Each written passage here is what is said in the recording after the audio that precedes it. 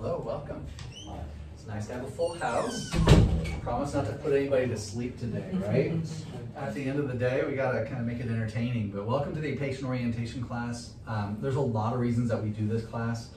One of the things I realized that people come into this office and they're generally making decisions mostly based on, I wanna feel better, right? Because we want you to feel better, but that's only one small part of things. What we really want is to go beyond the pain and make sure that you're living as healthy as you possibly can. So we're recording this tonight so that we can put it on YouTube.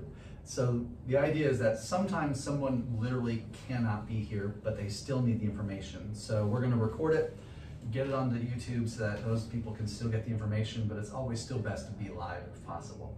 Kind of like Zoom calls, right? And so today we're talking about what is health, where does it come from, how to find it when you need it, and how to get the most benefit from your care when you are in our office. It's also important to understand that there's differences in healthcare models. I think we generally come at healthcare from one direction, but we should really be coming at it from multiple different directions to get the most powerful healthcare. Now, the chiropractic approach really wasn't about back pain when it first started. Back until insurance companies started covering chiropractic was about, hey, I've tried everything else. What can I do to try to get over this health issue, whatever it is? And so insurance companies came along and said, hey, you guys are good at back pain, and chiropractors were like, yeah, okay, you're the back pain doctor. So that was around the 70s or 80s, so it hasn't been that long. So by the time we leave tonight, you'll understand why that's a little bit different view that you're gonna be taking, okay? So quality information allows you to make quality decisions about your health. I think like too often you go to the doctor and while you're talking to him, he's writing a prescription that says, here, try this. But the term doctor means teacher. We should be teaching you about something as important as your health. Wouldn't you agree?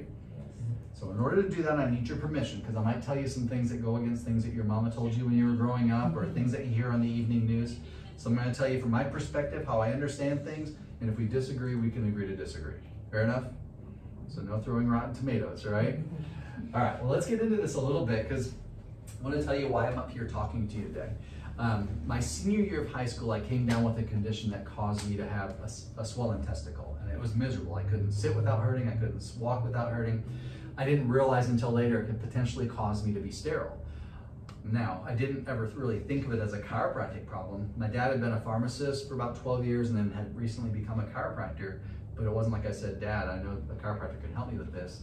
But I mentioned it to my dad, and he looked at my low back, adjusted me, and the problem went away. And I thought, well, why didn't I know that? And then I started thinking, well, why doesn't everybody know that? And that's when I kind of turned directions and really started going towards becoming a chiropractor. Now, I knew I'd be a good chiropractor because I like to help people. I knew I could learn things pretty well, but I was afraid, well, how am I going to spread this message? Because I was very shy. I was terrified to speak in front of groups. In fact, even when I get all the way through school, and my first lecture I did, I remember 1997, I was at a Lions Club, and I was going to talk about some health topic.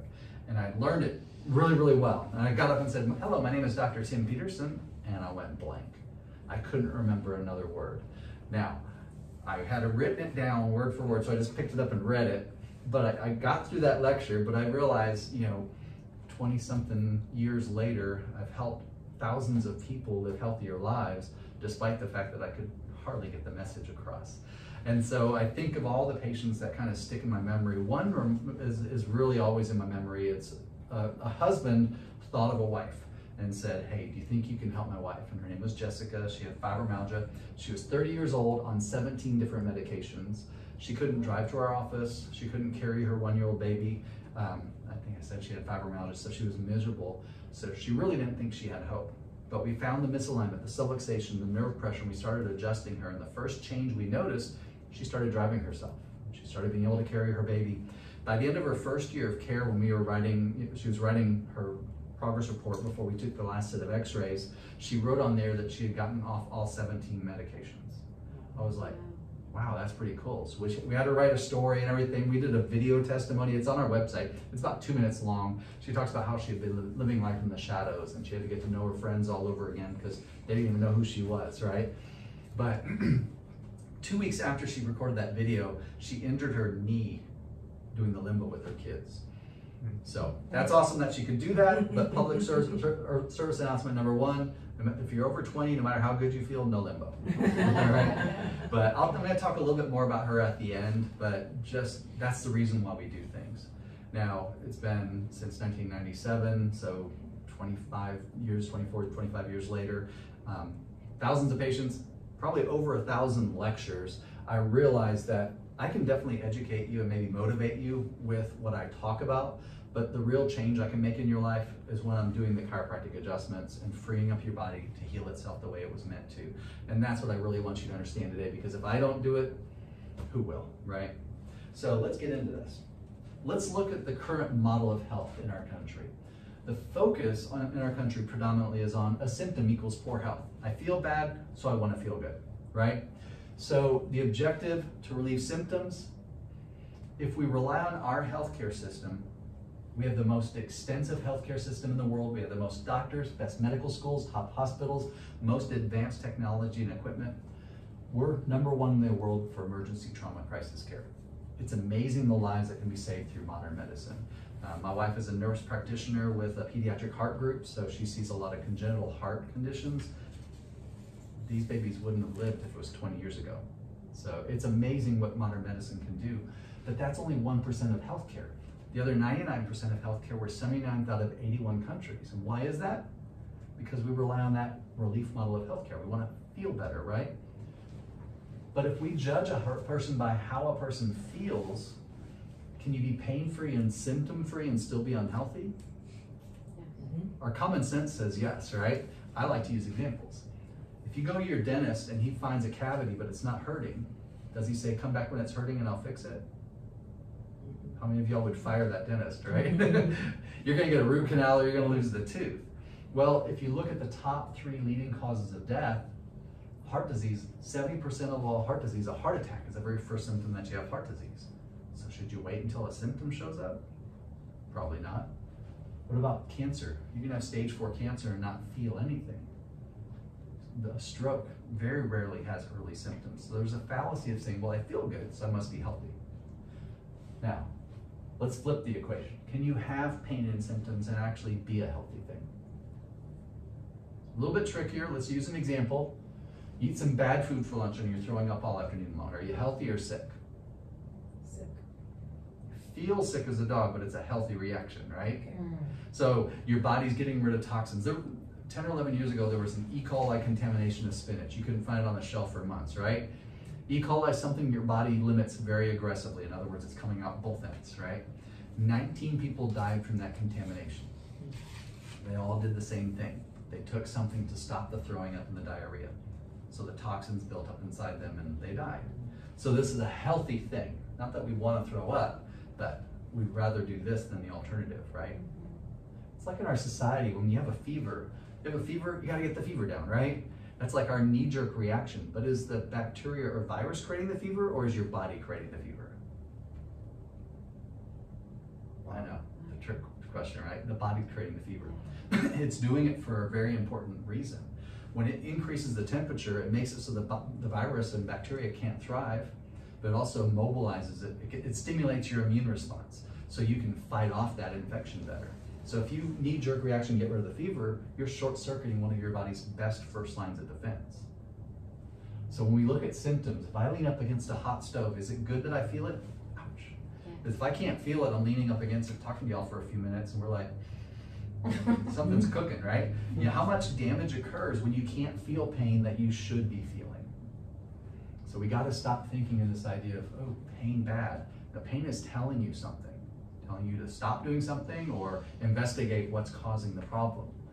So when we look at definitions of health, there's not one definition of health that's defined as how you feel, right?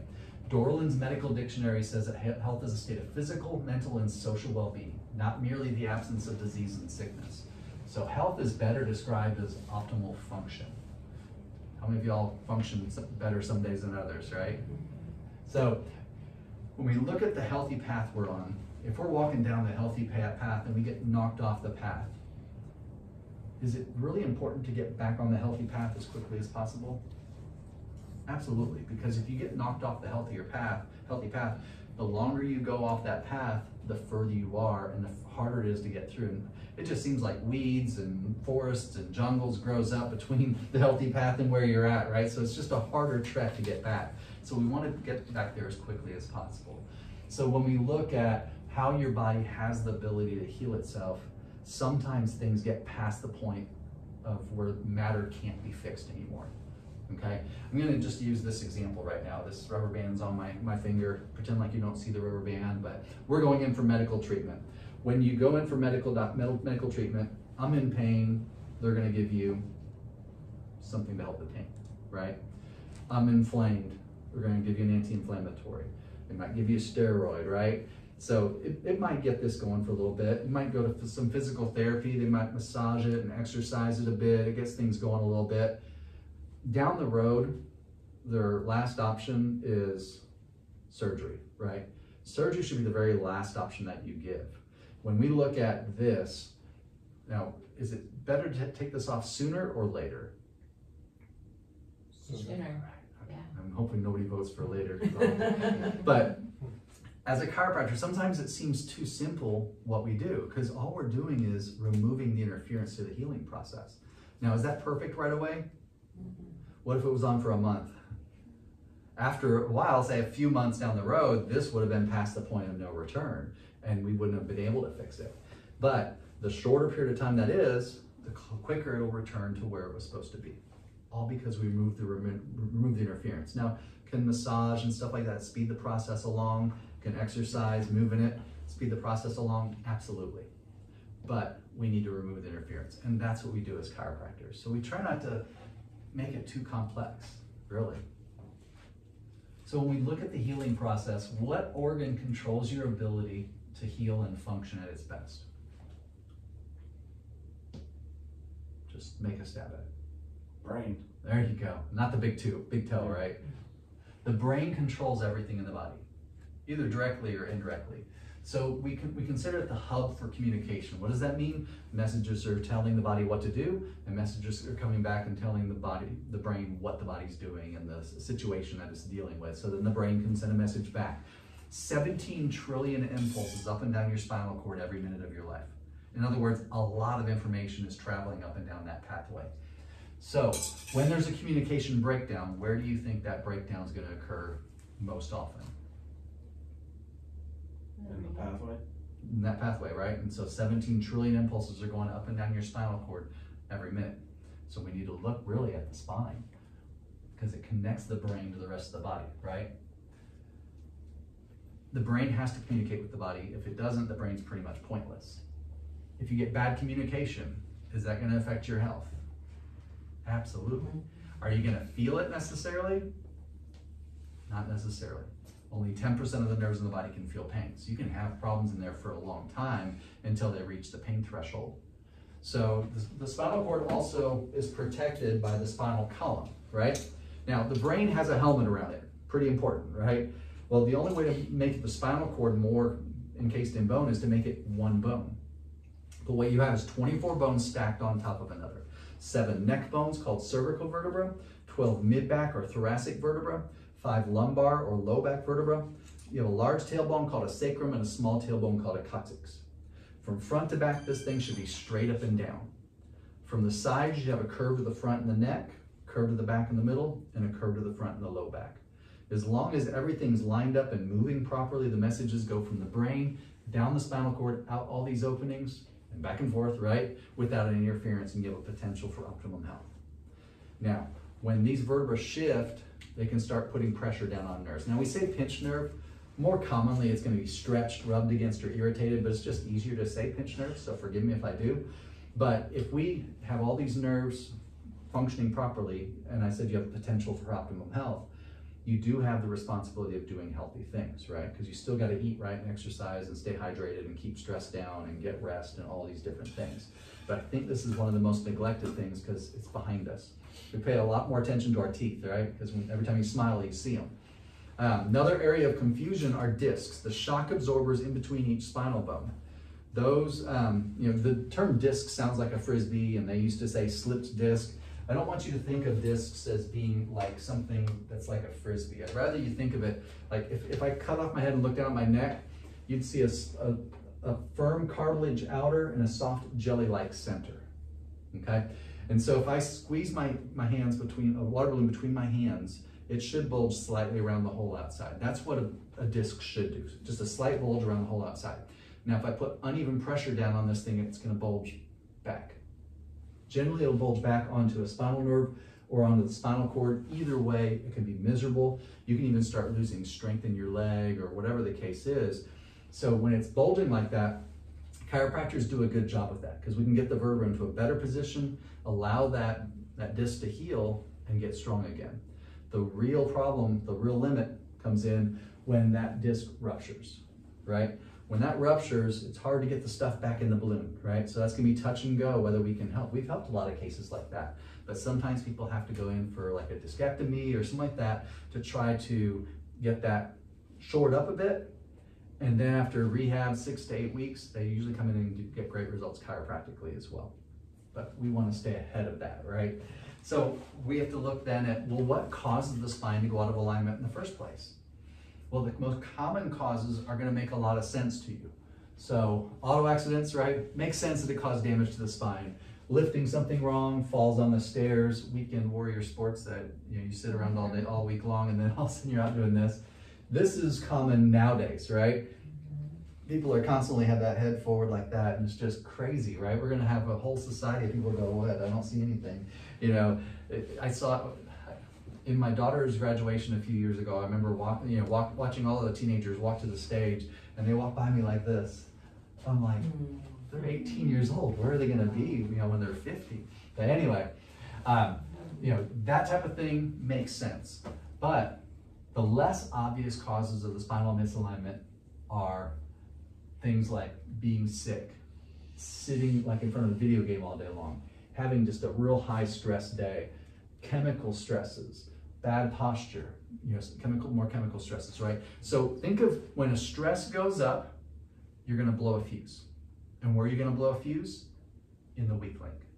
And if the weak link happens to be your spine, then that's where you're gonna blow the fuse. Some people, their weak link is their stomach, so they get an ulcer or whatever the case is. So we need to understand that even these things can contribute to and cause that misalignment or the subluxation. Now, the least known cause of the spinal misalignment is the birth process itself. And I know y'all were boring because you're sitting here, but they did a study and found that the average obstetrician is 170 pounds. The average baby is 7 pounds. The average pull on a baby's neck in a normal childbirth is 70 to 90 pounds of pressure.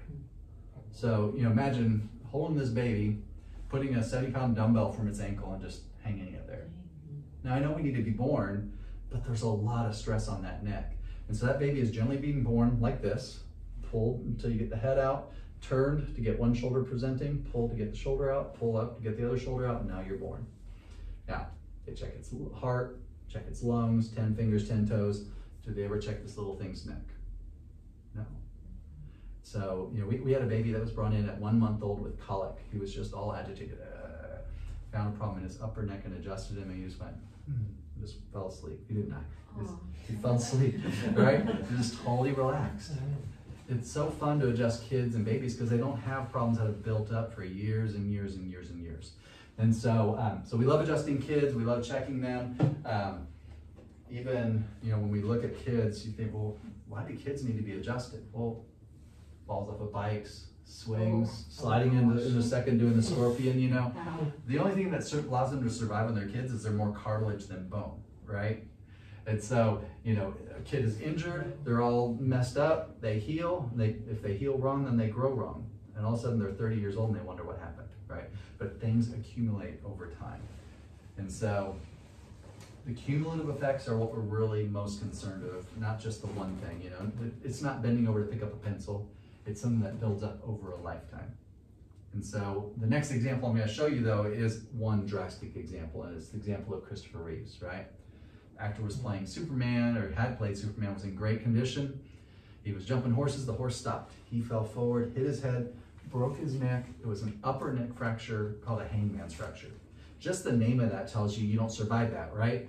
Well, At that level, the only reason he survived is they had EMS on hand, so they had a ventilator on him immediately because you can't breathe on your own with a fracture that high.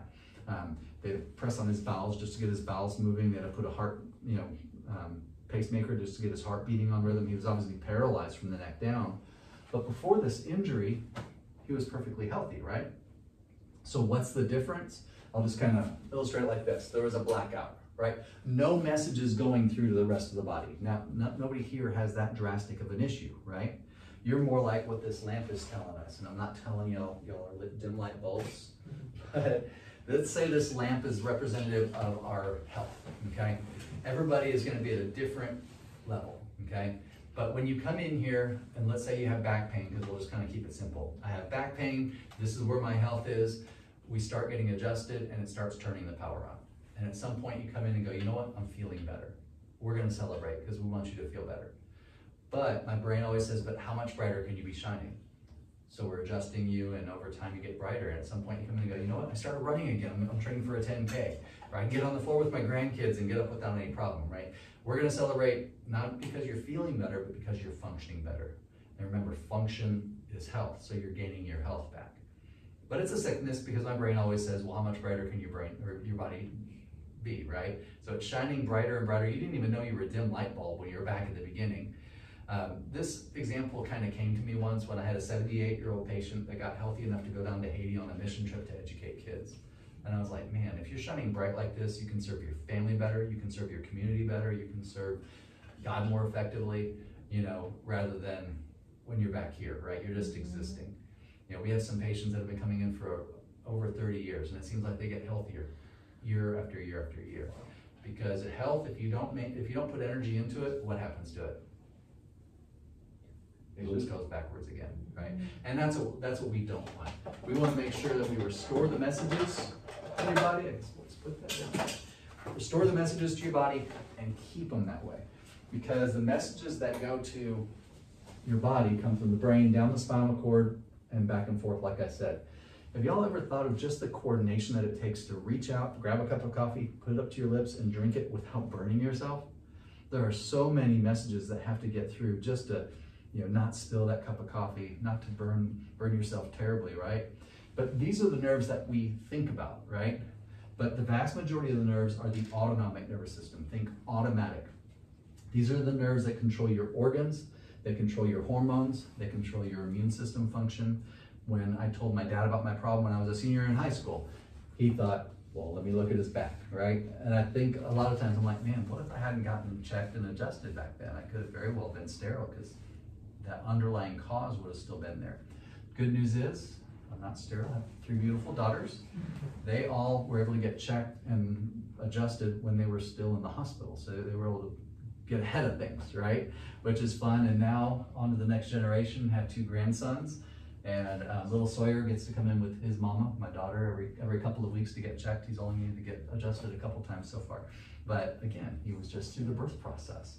So why would we adjust kids? Because they can be subluxated. That's the big word. Subluxations, when the vertebra shifts, it puts pressure on the nerve.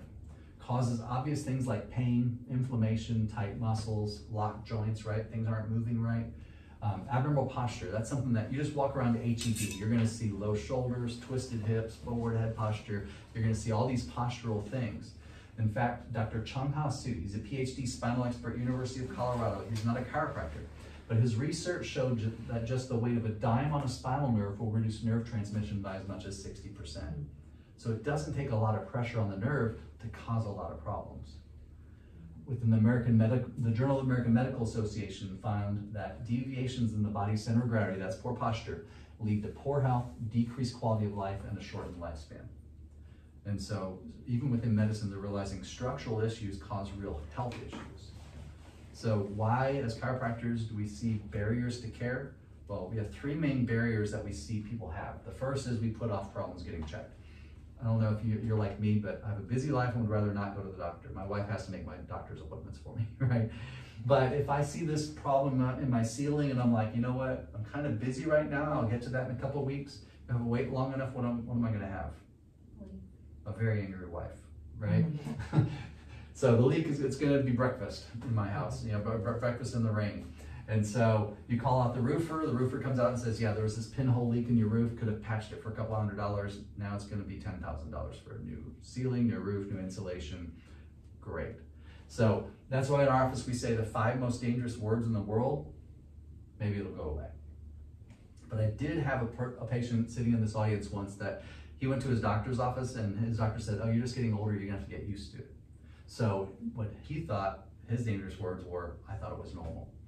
But just because it's common doesn't mean it's normal, right? If you're never looking for the cause of the problem, are you ever gonna solve the problem? No. Which leads us to the next barrier, and that's that we cover up the problem. And don't they spend millions of dollars a year telling you to cover up the problem? But if your smoke detector was blaring in the middle of the night, and you stumble out of bed, tear out the battery, and go back to bed, did you get rid of the problem? Did you get rid of the fire? No, just the annoying noise, right? Now sometimes you have to get rid of the annoying noise to be able to think well enough to be, okay, let's go find the fire. But don't think just because you got rid of the noise that you got rid of the problem. All right, so we got to stop just covering it up and thinking that we solved it. And the last barrier to care that we see is that we rely on insurance for our health. Health insurance is misnamed. Really, it's more emergency or sickness insurance, right? And so when we look at the Medicare guidelines, which determine what health insurance companies will pay for, this is what they say. A treatment plan that seeks to prevent disease, promote health, and prolong and enhance the quality of life, or therapy that's performed to maintain or prevent deterioration of a chronic condition is deemed not medically necessary. So it's basically about patch you up and get you out as quickly as possible. It's not about getting you as healthy as you can be. Which leads us to the two ways we sabotage our care. The first of all, people missing appointments. You realize that your body heals on rhythm. So if it's just start, stop, start, stop, start, stop, we're really never getting anywhere, right? I look at it kind of like we're trying to bake this cake. And isn't there a certain list of ingredients that need to go on that cake? And there's actually a certain timing with which you need to add them. You just can't randomly add, half the ingredients, stir it up, set it aside for 12 hours, and come back from work and expect to get this cake. You might get the cake, but it's gonna be like that. It's gonna be maybe resembling a cake. So that's why if you have an appointment on Monday morning, and let's say you can't make it. Hey, I can't make it this morning. Can you make it this afternoon? Great, not a problem. We'll move it. I can't make it at all today. Well, can you make it tomorrow? Great, not a problem. Here's where the problem comes. You have an appointment scheduled on Monday, you call us up and say, hey, I can't make it today, I'll see you at my next appointment on Thursday. Well, now you've missed an appointment. Now if we make that a habit, we're going right towards this. And that's when they'll say, I'm not allowed to change the doctor's prescription, let me see what he wants to do. I might say, that's fine, we'll see you on Thursday, but then we're gonna see you an extra time the following week, not to punish you, but to get you back on track towards this, all right? So, believe me, we've heard all the excuses in the world, and there's some really good excuses. Here's some of the good excuses. I'm sick. Makes sense, all you want to do is stay in bed. But are you gonna heal better if you get your nervous system communicating with your body better? Absolutely. The nervous system's very closely tied in with your immune system, all right? And so we might say, understood, you know what, if you're contagious, why don't you come in right before lunch? Stay in your car. When the last patient leaves, we'll call you and you can come on in, get adjusted, and get out of here, right? So then you're helping yourself get better quicker. Now, the only time we say don't come in if you're sick is if you can't stay away from the bathroom long enough to drive here, right? We don't want you to be dangerous in the car because you're trying to speed here to get here because you have diarrhea or something, okay? But otherwise, if you can get here safely, let's get you adjusted. Sometimes there's a death in the family and you have to go out of town. That's a tragedy, we understand, but right, stress just went up, you're blowing fuses. Swing by on the way to the airport, we'll get you adjusted and get you out of here, okay? Sometimes there's a job change and it's very stressful, maybe change, in timing. If we need to work stuff around to make it work, we'll do all we can. So always communicate with us and we'll try to figure it out. Usually we can. We have a lot of patients that work at Toyota and they're like night for 2 weeks and day for 2 weeks, and they alternate weeks. We have people in the oil fields who are gone for 3 weeks and then they're here for 2 weeks, and it's just like try to make it work however we can. And then taking care of the kids. Kids are always invited to this office. Obviously this class is a little different, 45 minutes. It's doing wonderful. But I've had as many as 6 or 7 kids running around while mom's getting adjusted in here before. That's perfectly fine. We love kids in our office. The second way that we sabotage care is we're in the hurry up culture, right? Everybody wants it now. But the 90-day healing principle says that it takes time for the body to heal. I don't walk on water, right? I'm not a miracle worker. And you can't rush nature any more than you can have a healthy baby in 5 months. It's just not gonna happen. And just wanted to mention good days and bad days. Sometimes you feel like, all right, great, I'm healed, I'm doing great. Are you ever really done healing? No, everything's working against you, right? So you can stay on top of healing, but you're never done healing because you'll have good days and bad days. You'll be feeling great, and then all of a sudden, why am I feeling bad again? Don't know. Could have been the way you slept, could have just been stress in general, could have just been life.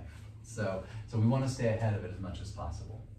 I'm going to take a minute to kind of wrap your brain around the healing timeline because sometimes it can be complex. So like a broken arm is pretty simple, right?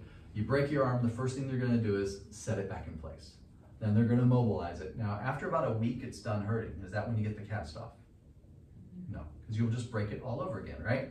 So about 6 weeks later, your cast is done its job, your arm is healed. Now you get it out of the cast, it's all weak and scraggly. Now you gotta get it strong again, right? So that's about a 6 weeks rehab. So that's about 90 days altogether, all right? So when we're looking at the healing timeline, we can't rush that process any more than we can help rush the process that we're working through in our office. So this is probably the most important part of the class. It's how not to undo your adjustment. And there's several parts to this. The first is posture. Posture is one of those things that I'm just gonna focus on your sitting and your standing posture because they're kind of the same. People are always saying, sit up straight, all this stuff, right? The most easy visual that I have for you is pretend like there's a string tied to the top of your head and it's pulling you straight up. Okay? So that way during the day when you start collapsing in on yourself, all you have to do is think tall. Okay, you don't have to, oh, I need to get your shoulders back and, tuck in my, no, just think tall. And the more you do that, you'll be training those muscles to hold you in the right position. You'll be strengthening those muscles and you'll turn the corner and then you won't really have to think tall anymore. Okay, so it'll just be a part of the process, but posture is crucial. And don't beat yourself up, just notice it quicker and quicker and quicker so you can correct it more quickly, right? Exercise. Now, if that's a bad word to you, you can just call it movement, okay? But our bodies are designed to move. And so in the beginning of care, I don't want you to do a lot of strenuous things, but I do want you moving. So you can do really whatever exercises you've been doing when you started care here, just maybe back off weight if you're lifting weights, back off intensity a little bit, but if you can be doing walks, if you can be doing stretches, if you can be doing yoga, you can be doing Pilates, you can be doing these things to help stabilize your core, lengthen the muscles, you can really get yourself on the right track. One of the most important parts of a healthy spine is a strong core. And that's not just the front, it's that tire all the way around, right? And the stronger that is, the stronger your spine's gonna be. And so we can talk down the road about specific things because a lot of times we don't want to add those things in too quickly, and then everybody's gonna be a little bit different as far as what I'm gonna want them to do, okay? Hydration. Healing takes place best when the cells are well hydrated, okay? And so drinking water, general rule of thumb, drink half of your body weight in ounces of water, okay? So you weigh 200 pounds, 100 ounces of water. Right, 150 pounds, 75 ounces of water. Now, the strategy for that is you always have to have water with you, right? And so I like 32 ounce, quart containers or liter containers because you can go, okay, I need to drink half of that before lunch. And then by the time I'm done with lunch, I have to drink the rest of it. And then I fill it up, drink half of that before I go home from work and drink the other half before I go to bed. Then I got 64 ounces in or whatever it is, right? You don't want to get behind during the day because then you're trying to catch up and you're drinking water late at night and then you're going to the bathroom and then that gets rid of your sleep because you're not sleeping because you're up all night long, okay? So we just need to be drinking plenty of water. Nutrition, we can do an entire lecture on nutrition, but I'm going to go with just the thing that is probably most efficient in people's lives, and that's vegetables. Vegetables give you the most nutrient, the most fibers, they're the most powerful things that you can eat. And we don't have to tell people to eat more fats and more proteins and more carbs, but the vegetables, especially the raw vegetables, the key to that is preparation. Just cut things up on a Sunday afternoon so you have it all week long.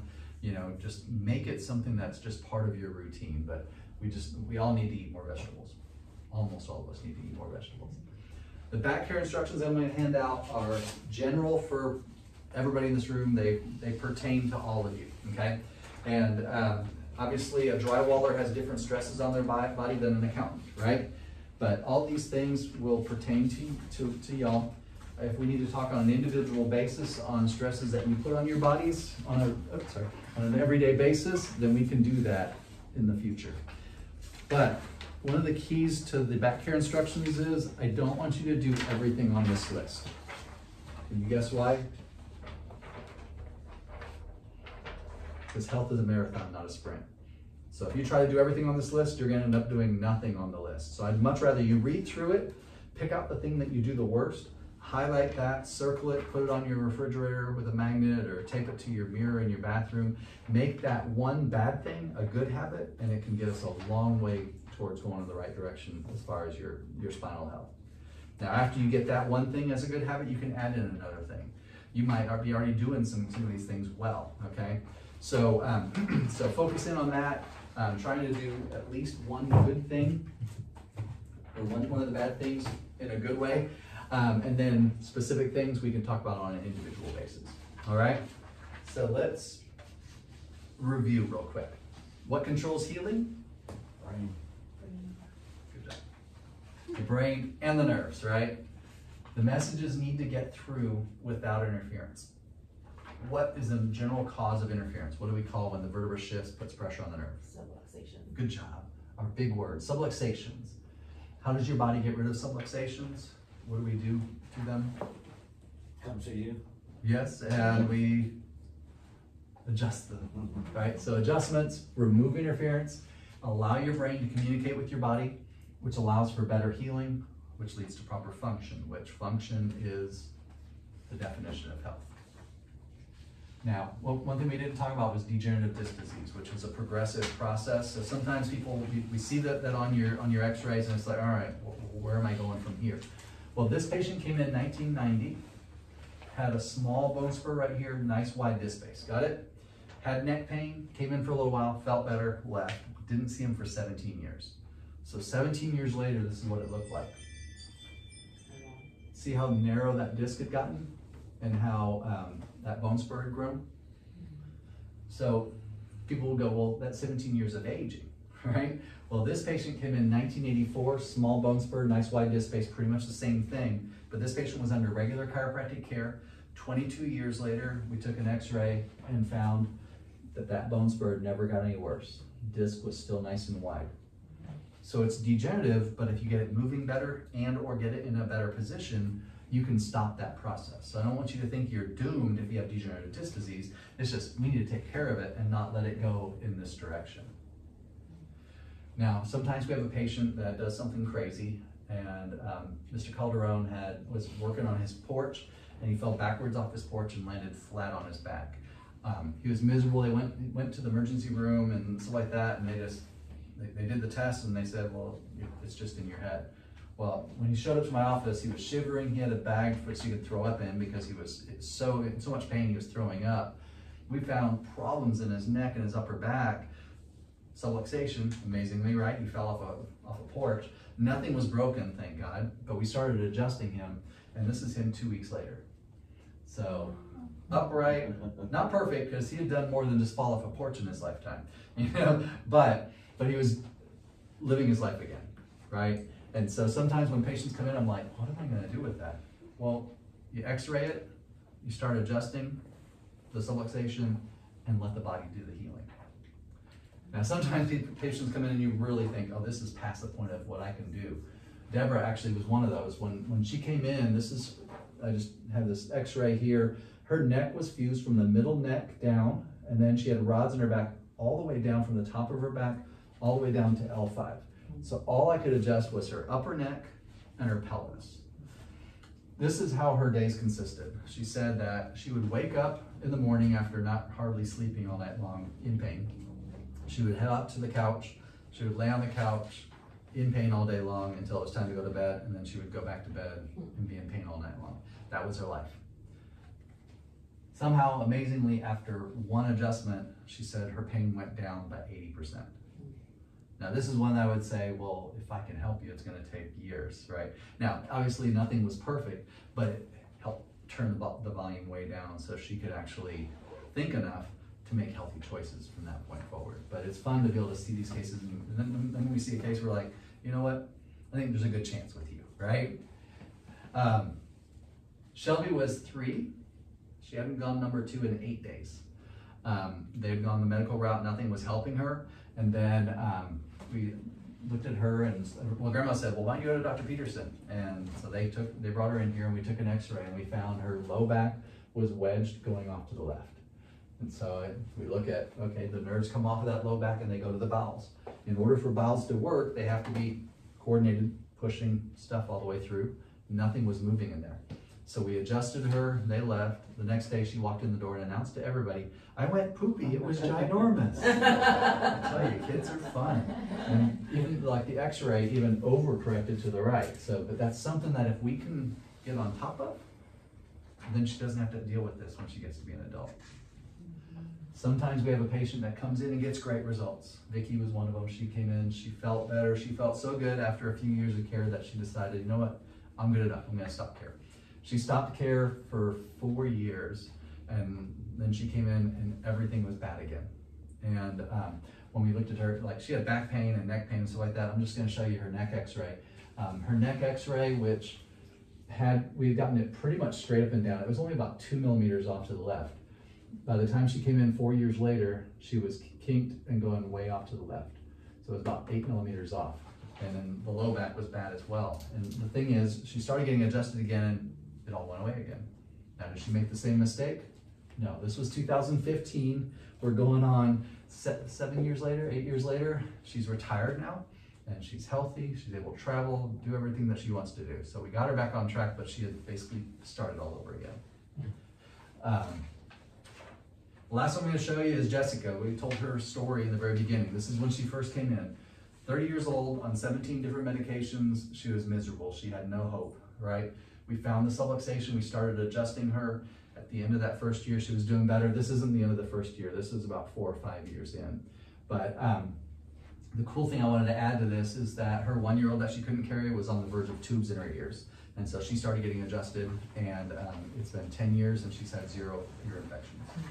Jacob was a preschooler. He had asthma so bad that he had been overnight multiple times in the hospital for asthma attacks. And in the 10 years he's been under care, he's had 1 asthma attack.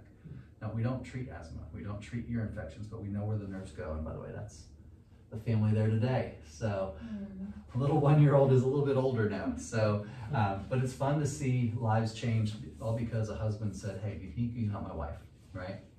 It kind of reminds me of, you know, we're in this city, it's 1.5 million people. It can be kind of daunting sometimes.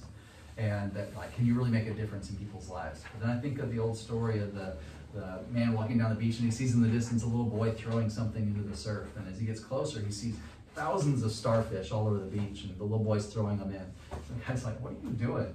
He says, I'm saving the starfish. And the man's like, you can't save all these starfish. And he picks up one and goes, well, I saved that one. Right? And so what you'll notice is we have starfish all over our office to remind us that each person in front of us is the most important person in the world at that moment, because we know that we can impact your life. But we also understand that from that perspective, y'all can be like that little boy, because we can only reach a certain amount of people in our interactions daily in the office and stuff like that. So we give you that opportunity in this class. I'm just going to pass these out. Just write your name at the top. I often share that.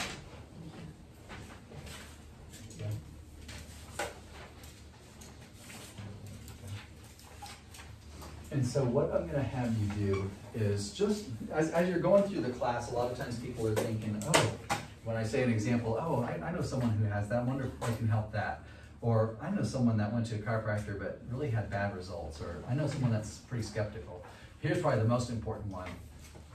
Someone that you know that thinks that they're past the point where they can even be helped, right? Sometimes people feel just hopeless. So anybody that kind of came in your mind like that, you can write their name down. What they'll do the next time that you come in is they'll kind of ask you, they'll say, you know, you put Mr. Jones down. What made you think of him? Oh, he has real bad headaches. Oh, do you think he'd want to come in for a checkup? The checkup that we give you, the consultation, exam, and x-rays normally is $295 in office. anybody on this list can get a gift certificate for just $79 for that whole thing. Now, with that in mind, we don't want to be just giving out gift certificates to people that don't want them. So if you write their name down, contact them and say, hey, I put your name down, would you want a gift certificate from my chiropractor? If they don't want one, no problem. But hopefully, you know, you've put somebody in your head that, you know what, I think they really need some help, and you can contact them and see if they do, okay? So while you're writing that, we've talked a lot about the subluxation and everything. I like to kind of just do a quick evaluation to see, you know, if a guest, you know, might have the subluxation. So would you mind, Mr. Hartman, coming up here and just check? Do you have any neck issues or? No. Okay, cool.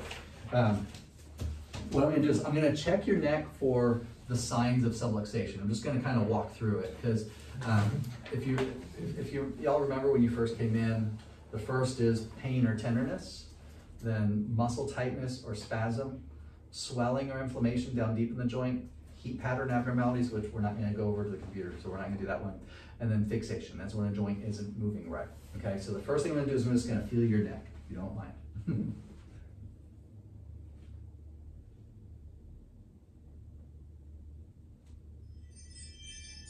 All right, I only feel one area, and that's right there. I feel that. All right, so that's probably tender in there. I feel the muscle tightness. What's right above that is some sponginess, so some inflammation. So those are things that you can kind of feel in there. Now let's check range of motion. Let's have you tilt your head. All right, and now to the other way. Go this way again. Okay, it's a bit more restricted going this way. It's not a lot, it's probably about 5 degrees less going this way than this way. Could you all notice that a bit? All right, now turn your head to this way, to the right. All right, nose goes to be right there. Now turn your head this way. All right, it goes about the same distance, but the nose should come basically almost to the shoulder. So it's restricted going both ways. So if we're looking at those signs of subluxation, we're seeing like 4 signs of the subluxation. And if we did a scan, we might be able to see a little bit more. But go ahead and remember, the reason I said good, that you don't have neck pain or anything, only 10% of the nerves can feel pain. You can have subluxation without feeling a pain in a specific place. Right. Now, you know, whenever there's a guest here and investing their time, you know, coming to a place like this, we do extend a little more special than offer, where you don't get the consultation exam and x-rays for $79, you get it for just $29. And you can finish up, Ms. Hartman. I'm just gonna finish up with a concept and then we're gonna be done, okay? The concept is this: it seems like people feel like they just kind of go through their life and at a certain age, they just kind of crash and burn. But really, we're designed to burn bright like a candle, flicker a couple of times at the end of our life and then go out. And so I think of, you know, our bodies are designed to live at least 100 years. And so I think of Moses in the Bible, 120 years old, climbed a mountain, overlooked the promised land, and then died. He didn't get pushed up there in a hospital bed, hooked up to an IV, right? Climbed up a mountain as his last action. But that's biblical times.